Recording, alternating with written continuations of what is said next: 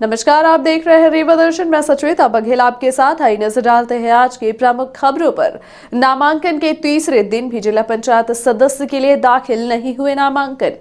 उम्मीदवारों को नामांकन पत्र के साथ देना होगा शपथ पत्र का सारांश। खाद्य मंत्री ने भगवत शरण माथुर एवं ग्रुप कैप्टन वरुण सिंह को दी श्रद्धांजलि। पंचायत चुनाव को लेकर सुप्रीम कोर्ट ने सुनाया अपना फैसला और रीवा पुलिस कप्तान नवनीत भसीन की सक्रियता। खबरों पर नजर अब विस्तार से।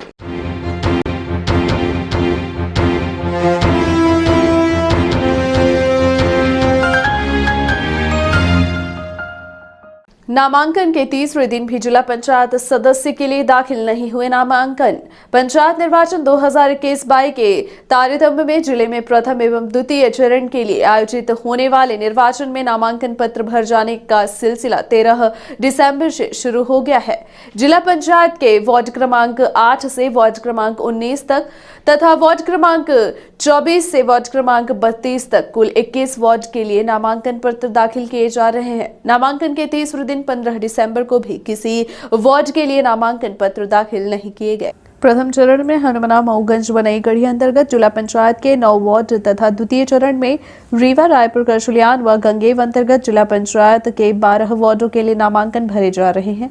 नामांकन पत्र दाखिल करने की अंतिम तिथि 20 दिसंबर है। तीसरे दिन जनपद के लिए 2, सरपंच के लिए 8 तथा पंच के लिए 1 नामांकन पत्र दाखिल।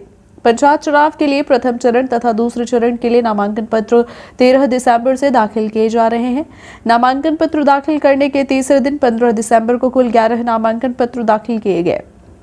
इस संबंध में उप जिला निर्वाचन अधिकारी A.K. झा ने बताया कि नामांकन पत्र दाखिल करने के तीसरे दिन जनपद पंचायत सदस्य पद के लिए हनुमना तथा नई गढ़ी में 1-1 नामांकन पत्र दाखिल किए गए। सरपंच पद के लिए विकासखंड हनुमना में 3, मऊगंज में 2 तथा नई गढ़ी विकासखंड में 3 नामांकन पत्र दाखिल किए गए। रीवा रायपुर करसुलियान एवं गंगेव विकासखंड में जनपद सदस्य पद तथा सरपंच पद के लिए तीसरे दिन भी कोई नामांकन पत्र दाखिल नहीं किया गया। तीसरे दिन पंच पद के लिए एकमात्र नामांकन पत्र रीवा विकास खंड में दाखिल किया गया। शेष किसी भी विकास खंड में पंच पद के लिए नामांकन पत्र दाखिल नहीं किए गए। उम्मीदवार को नामांकन पत्र के साथ देना होगा शपथ पत्र का सारांश। स्टाम्प पेपर पर देना होगा शपथ पत्र का सारांश। राज्य निर्वाचन आयोग द्वारा नामांकन पत्र दाखिल करने के संबंध में जारी निर्देश के अनुसार उम्मीदवार को नामांकन पत्र के साथ शपथ पत्र देना आवश्यक होगा। इसके अलावा उम्मीदवार को स्टैम्प पेपर पर शपथ पत्र का सारांश प्रस्तुत करना आवश्यक है। शपथ पत्र तथा उसका सारांश न दिए जाने की स्थिति में रिटर्निंग ऑफिसर नामांकन पत्र निरस्त करेंगे। निर्वाचन आयोग द्वारा जिला निर्वाचन अधिकारी को इस संबंध में आवश्यक प्रबंध करने तथा सभी कोषालयों एवं उप कोषालयों में पर्याप्त मात्रा में स्टैम्प पेपर उपलब्ध कराने के निर्देश दिए गए। खाद्य मंत्री ने भगवत शरण माथुर एवं ग्रुप कैप्टन वरुण सिंह को दी श्रद्धांजलि। खाद्य मंत्री एवं जिले के प्रभारी मंत्री विशाहुलाल सिंह ने पूर्व संगठन मंत्री भगवत शरण माथुर एवं हेलीकॉप्टर हादसे में घायल हुए ग्रुप कैप्टन वरुण सिंह के निधन पर गहरा शोक व्यक्त किया है और उन्होंने दिवंगत आत्माओं की शांति प्रदान करने तथा परिवारजनों को यह अपार दुख सहन करने की शक्ति प्रदान करने की प्रार्थना भगवान से की है। प्रभारी मंत्री ने शोक संदेश में कहा कि श्री माथुर संगठन के लिए संपूर्ण समर्पण के साथ कार्य करने वाले व्यक्ति थे। उन्होंने समाज हित में अपनी पैतृक संपत्ति श्री नर्मदे हर सेवा न्यास की स्थापना के लिए दान कर दी। यह न्यास बनवासी क्षेत्र में समाज सेवा की कई प्रकल्प निःशुल्क चला रहा है। वे अनुसूचित जाति और जनजाति मोर्चा एवं सहकारिता राष्ट्रीय संगठन के संगठन भी रहे। वहीं IAF हेलीकॉप्टर हादसे में घायल हुए ग्रुप कैप्टन वरुण सिंह के निधन का दुखद समाचार भी प्राप्त हुआ है। मैं ईश्वर से प्रार्थना करता हूं कि दिवंगत आत्मा को शांति प्रदान कर अपने श्री चरणों में स्थान दे। मेरी ओर से शोकाकुल परिवार के प्रति संवेदना है। उन्होंने दिवंगत आत्माओं को विनम्र श्रद्धांजलि अर्पित की है। पंचायत चुनाव को लेकर सुप्रीम कोर्ट ने सुनाया अपना फैसला। कहा, फिर से हाई कोर्ट में होगी इस मामले की सुनवाई। सर्वोच्च न्यायालय ने भी माना कि संविधान के साथ की गई है छेड़छाड़। हाई कोर्ट ने ही चुनाव नोटिफिकेशन को चैलेंज करने का निर्देश। मध्य प्रदेश पंचायत चुनाव को लेकर हाई कोर्ट में लगाई गई याचिका पर सुप्रीम कोर्ट ने सुनवाई करने से इनकार करते हुए हाई कोर्ट में ही इस मामले की सुनवाई किए जाने की बात कही है। सुप्रीम कोर्ट ने अपना फैसला सुनाते हुए याचिकाकर्ता को एक बार फिर से हाई कोर्ट में चुनाव नोटिफिकेशन को चैलेंज करने की बात कही है। इसके बाद सीनियर एडवोकेट विवेक तनखा ने जानकारी दी कि कल यानी गुरुवार 16 दिसंबर को जबलपुर हाई कोर्ट में पुनः याचिका दायर की जाएगी। पंचायत चुनाव को लेकर प्रदेश सरकार द्वारा अध्यादेश के जरिए आरक्षण व परिसीमन को बदलने का जो कार्य किया गया है उसे रोस्टर प्रणाली व पंचायत अधिनियम एक्ट के खिलाफ बताया गया है। इसी बात को लेकर ग्वालियर, इंदौर समेत जबलपुर हाई कोर्ट अलग अलग याचिकाकर्ताओं द्वारा याचिका दायर की गई है, जिस पर सुनवाई करने से इनकार कर दिया गया था। जिसके बाद कांग्रेस नेता सैयद जफर वजह ठाकुर ने सुप्रीम कोर्ट का दरवाजा खटखटाया, लेकिन कई दिनों की सुनवाई के बाद अंततः सुप्रीम कोर्ट ने भी पुनः हाई कोर्ट में इस याचिका को लेकर चैलेंज करने की बात की है, जिसकी सुनवाई अब 16 दिसंबर को सुनिश्चित की गई है। कांग्रेस नेता सैयद जफर और जया ठाकुर मध्य प्रदेश पंचायत चुनाव में सरकार द्वारा रोटेशन के आधार पर आरक्षण न करने के खिलाफ याचिका दायर की थी। इस याचिका की पैरवी सुप्रीम कोर्ट के अधिवक्ता वरुण ठाकुर ने की। दरअसल मध्य प्रदेश की भाजपा सरकार ने पंचायतों के परिसीमन को निरस्त कर दिया था, जहां बीते 1 साल से चुनाव नहीं हुए हैं। ऐसी सभी जिला, जनपद या ग्राम पंचायत में पुरानी व्यवस्था ही लागू रहेंगी। जो पद जिस वर्ग के लिए आरक्षित है वही रहेगा। इसके लिए सरकार ने मध्य प्रदेश पंचायत राज एवं ग्राम स्वराज संशोधन अध्यादेश 2021 लागू कर दिया। इसकी अधिसूचना भी जारी की गई थी। सरकार के इस फैसले पर मध्य प्रदेश कांग्रेस नेता सैयद जफर और जया ठाकुर ने 7 दिसंबर को सुप्रीम कोर्ट में याचिका दायर की थी। याचिका में पंचायत अधिनियम में किए गए संशोधन की चुनौती दी गई थी। इसमें बताया गया कि यह संशोधन संविधान की धारा 243 से कवर्ड नहीं है। इससे पहले कांग्रेस हाई कोर्ट पहुंची थी, लेकिन हाई कोर्ट ने चुनाव पर रोक लगाने से इनकार कर दिया, जिसके बाद कांग्रेस ने सुप्रीम कोर्ट में याचिका दायर की। वहीं सुप्रीम कोर्ट में याचिका दायर करने वाले वरिष्ठ अधिवक्ता वरुण ठाकुर ने सर्वोच्च न्यायालय के फैसले को लेकर क्या कहा, आप खुद सुनिए। पंचायत इलेक्शन को लेके आज सुप्रीम कोर्ट में सुनवाई थी, जिसमें जो ऑर्डिनेंस मध्य प्रदेश सरकार ने इशू किया है वो अगेंस्ट द कॉन्स्टिट्यूशन था। सुप्रीम कोर्ट ने इस पर सुनवाई करने के बाद ये ऑब्जर्व किया कि मैटर ऑलरेडी सीज कर लिया है हाई कोर्ट ने, तो आप एक इशू के लिए 2 कोर्टों को इन्वॉल्व मत करिए, आप भी हाई कोर्ट जाइए। और मैं लिबर्टी देता हूं कि आप कल मेंशन करेंगे, कल ही आपका मैटर सुना जाएगा हाई कोर्ट में। तो इस लिबर्टी के साथ, क्योंकि इस बात को सुप्रीम कोर्ट ने भी माना कि ये जो ऑर्डिनेंस है अगेंस्ट कॉन्स्टिट्यूशन है, चूंकि एक ही इशू को 2 कोर्ट में नहीं सुना जा सकता, इसीलिए हमें वो लिबर्टी दी है। लिबर्टी के साथ हमें ये कहा है आप इस ऑर्डिनेंस को हाई कोर्ट में चैलेंज करें। मास फाइनेंशियल सर्विसेज लिमिटेड की नई शाखा अब आपके शहर में। Business loan, personal loan, used commercial vehicle and car loan, 2 wheeler loan उपलब्ध। मास फाइनेंशियल सर्विसेज लिमिटेड, जो समझे आपके अमूल्य स्वप्नों का मूल्य। रीवा पुलिस कप्तान नवनीत भसीन की सक्रियता, युवक के खाते से ठगी के माध्यम से गायब 36,000 रुपए मिले वापस। युवक ने रीवा एसपी को मिठाई खिलाकर जताई खुशी। व्यक्ति के खजाने से लूटा हुआ धन वापस मिल जाए तो इससे बड़ी बात और क्या हो सकती है। कुछ इसी तरह का वाकया सामने आया है रीवा जिले में, जहां गत दिनों एक युवक के खाते से साइबर अपराधियों ने ठगी करते हुए 36,000 रुपए ठग लिए थे। हालांकि इस तरह की बातें आए दिन लोगों के साथ घटित होती रहती हैं कि मुख्य वजह लोगों में ज्यादा धन कमाने की लालच है, जिसकी वजह से आए दिन लोग इस तरह की घटनाओं के शिकार हो रहे हैं। आपको बता दें कि ऐसा कम ही देखने को मिलता है कि साइबर ठगी के माध्यम से पैसे चले जाएं और फिर वापस भी आ जाएं। लेकिन रीवा पुलिस कप्तान नवनीत भसीन की सराहनीय पहल से युवक के चेहरे में खुशी के रंग बिखेर दिए हैं, क्योंकि साइबर ठगी के माध्यम से युवक के खाते से रुपए गायब होने के बाद उसे पुनः वापस मिल गए। ये तो उसके लिए अत्यंत खुशी की बात है। इस बात से भाव विभोर होकर युवक मिठाई लेकर सीधे पुलिस अधीक्षक कार्यालय पहुंच गया और तेज तर्राट व अपनी कुशल कार्यशैली के लिए विख्यात पुलिस कप्तान नवनीत भसीन समेत साइबर सेल के अधिकारियों कर्मचारियों को मिठाई खिलाकर खुशियां जताई। मामला चौराहा थाना क्षेत्र के अडगाल का है, जहां रहने वाले विजय गौतम के खाते से विगत 9 नवंबर को SBI बैंक के नाम से फ्रॉड फोन आया और कुछ प्रोसेस करने की बात कही गई। इधर युवक ने जैसे ही प्रोसेस पूरी की, इसके खाते से 36,000 रुपए गायब हो गए, जिसके बाद तत्काल इस बात की सूचना युवक द्वारा पुलिस अधीक्षक नवनीत भसीन को दी गई। इधर फ्रॉड की शिकायत को गंभीरता से लेते हुए पुलिस कप्तान ने तत्काल साइबर टीम को एक्टिव कर दिया और तत्काल पता लगाने का निर्देश जारी किया, जिसके परिणाम स्वरूप बुधवार 15 दिसंबर को फरियादी विजय गौतम के खाते में 36,000 रुपए वापस आ गए, जबकि ऐसे मामलों में राशि वापस होने के चांस ना के बराबर होते हैं। इस बात से खुश विजय गौतम ने एसपी कार्यालय पहुंचकर पुलिस अधीक्षक के साथ साइबर सेल की टीम का भी मुंह मीठा कराया। एसपी ऑफिस पहुंचे युवक विजय सिंह ने इस बात को लेकर क्या कहा, आप सुनिए। मेरा नाम विजय गौतम है। मैं निवासी अब्दाल का हूँ, थाना चुराटा। मेरे खाते से 36,000 रुपये फ़ोनपे के माध्यम से निकाल लिए गए थे, जो मुझे कल प्राप्त हो चुके हैं। 36,000 रुपये रिफ़ंड मुझे प्राप्त हो चुका है। मैं एसपी साहब का हृदय से धन्यवाद एवं प्रणाम करता हूँ, और साइबर सेल वालों को भी मैं अपने हृदय से बधाई देता हूँ। धन्यवाद सर।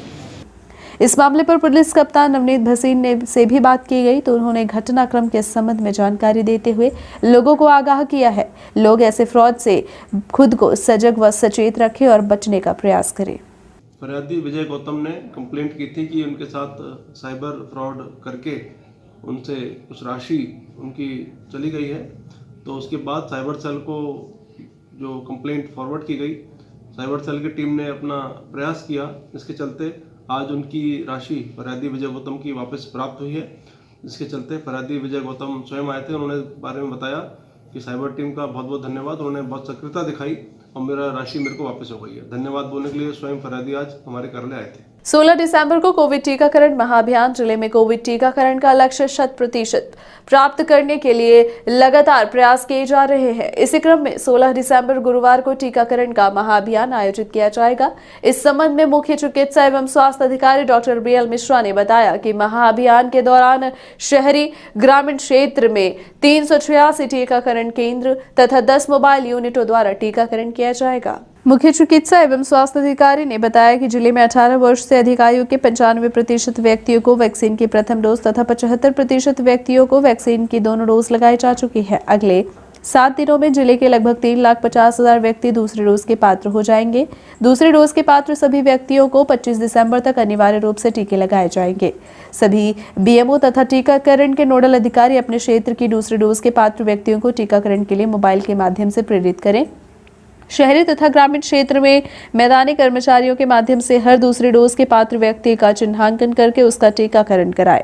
मुख्य चिकित्सा एवं स्वास्थ्य अधिकारी ने दूसरी डोज के पात्र सभी व्यक्तियों से कोरोना से पूरी तरह से बचाव के लिए दूसरी डोज का टीका लगवाने की अपील की है। सुपर स्पेशलिटी हॉस्पिटल के कार्डियोलॉजी विभाग में स्थापित किया गया एक नया कीर्तिमान। सुपर स्पेशलिटी हॉस्पिटल के कार्डियोलॉजी विभाग में गत दिनों एक मरीज सीने के दर्द एवं हाई ब्लड प्रेशर के कारण एडमिट हुआ था। प्राथमिक निरीक्षण के बाद रीनल एंजियोग्राफी जांच की गई, जिसमें मरीज के दाईं किडनी की नस 90% ब्लॉक थी। बंद नसों को कार्डियोलॉजी विभाग में कार्यरत सहायक प्राध्यापक डॉक्टर LP सिंह एवं उनकी टीम द्वारा सफलतापूर्वक खोला गया, जिससे मरीज का ब्लड प्रेशर कम हुआ है। अधीक्षक डॉक्टर अक्षय श्रीवास्तव ने बताया कि प्राय यह देखा गया है कि जिन मरीजों का ब्लड प्रेशर 3 एवं उससे ज्यादा दवाइयों से ठीक नहीं होता है, उनकी किडनी की नस ब्लॉक होने की ज्यादा संभावना होती है तथा बंद नस को खोलने पर ही ब्लड प्रेशर कम होता है। इस तरह की विधि से विंध्य क्षेत्र में पहली बार सुपर स्पेशलिटी अस्पताल के कार्डियोलॉजी विभाग में इलाज किया गया।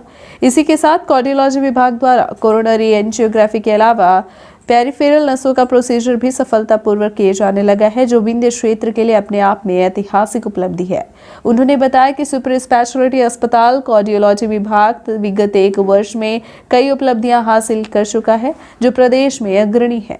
सह स्वामित्व की प्रॉपर्टी रजिस्ट्री पर लगी रोक को कलेक्टर ने हटाया। लोगों के लिए बड़ी खुशखबरी। रीवा जिले में जनता के लिए Rewa collector doctor Ilaiyaraaja T ने एक बड़ी खुशखबरी जिले वासियों को दी है। आपको बताना चाहेंगे कि वर्ष 2007 से जॉइंट प्रॉपर्टी की रजिस्ट्री पर तत्कालीन कलेक्टर द्वारा रोक लगा दी गई थी, जिसके चलते लोग अनेक समस्याएं झेल रहे थे, लेकिन इस प्रतिबंध को कलेक्टर डॉक्टर इलैयाराजा टी ने हटा दिया है। आपको बता दें कि 2007 से लगी पंजीयन सह स्वामित्व की प्रॉपर्टी पर रोक को हटा दिया गया है। इसके बाद बड़ी राहत मिली है। पंजीयन कार्यालय में लगी रोक को कलेक्टर इलैयाराजा टी ने हटाने के आदेश दिए हैं। कलेक्टर की इस सराहनीय पहल से अब रीवा जिले की जनता को बड़ी राहत मिलेगी। वहीं जरूरतमंद अपनी आवश्यकता के अनुसार रजिस्ट्री करा सकेंगे। इस संबंध में जिला पंजीयन रजिस्ट्रार रत्नेश भदौरिया से बात की गई तो उन्होंने बताया कि 14 सालों से संयुक्त प्रॉपर्टी की रजिस्ट्री पर लगी रोक को कलेक्टर द्वारा हटा दिया गया है, जिसके बाद अब लोग अपनी प्रॉपर्टी का रजिस्ट्री करा सकते हैं। प्रतिबंध हटने के बाद विभाग के राजस्व में भी बढ़ोतरी होगी। श्री भदौरिया ने आम जनता से अपील की है कि लोग अपने दस्तावेजों का परीक्षण जरूर कराएं।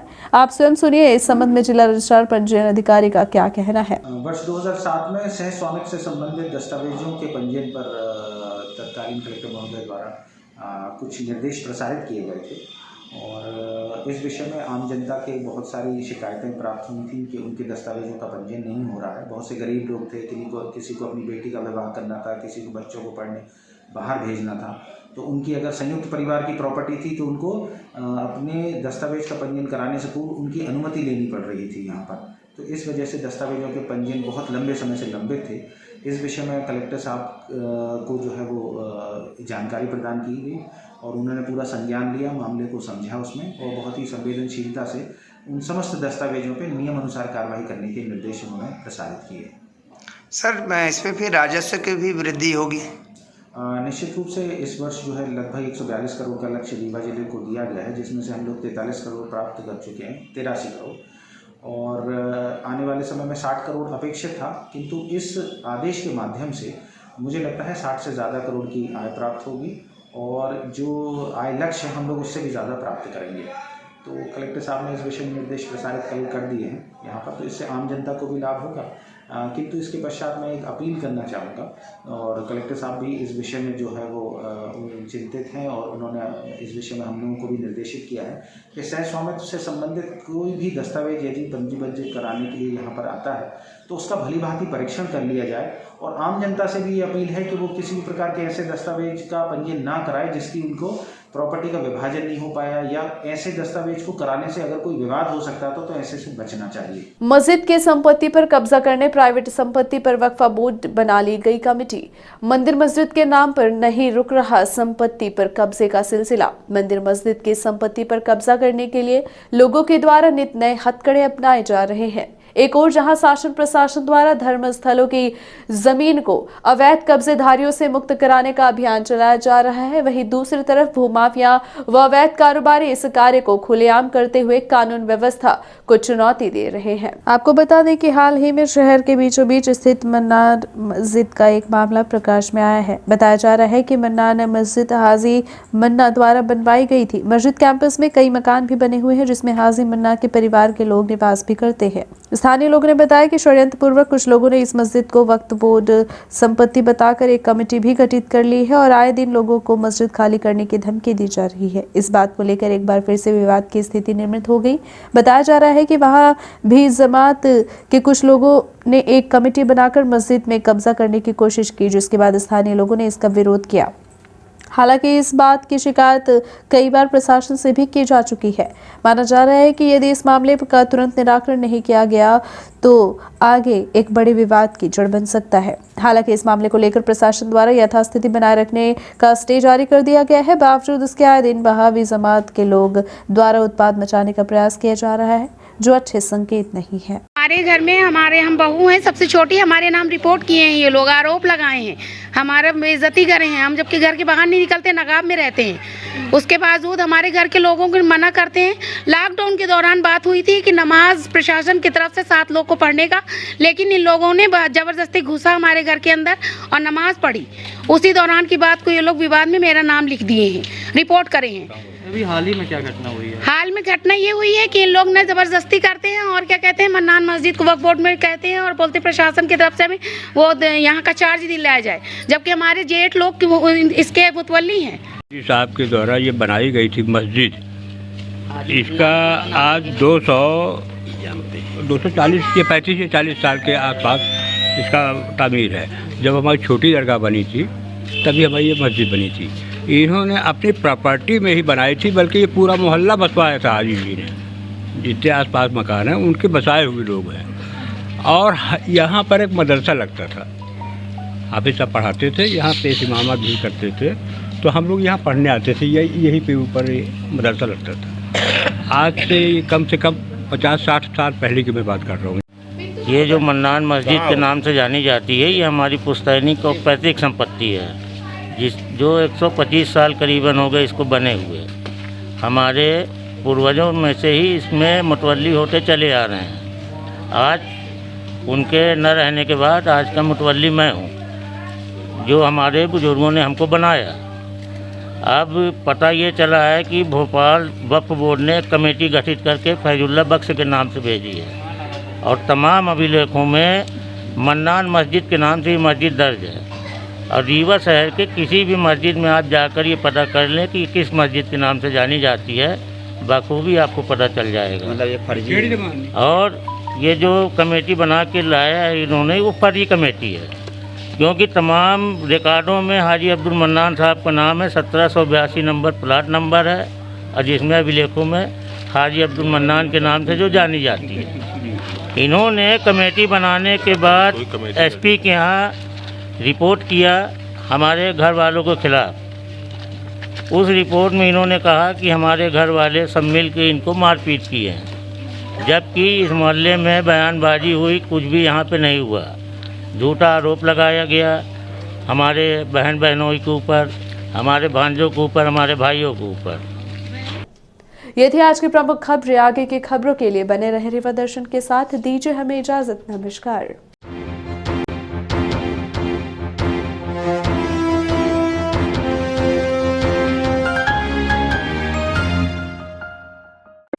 महानगरों के बाद अब आपके शहर रीवा में आ गया है हाई स्पीड के साथ न्यू ब्रॉडबैंड रेलटेल,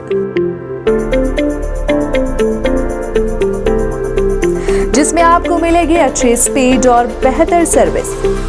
तो न्यू ब्रॉडबैंड कनेक्शन के लिए संपर्क करें VPS केबल नेटवर्क, पता John tower 2nd floor near college चौक रीवा।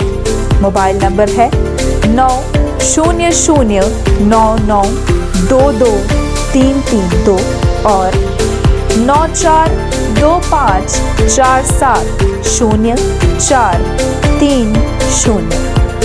धन्यवाद।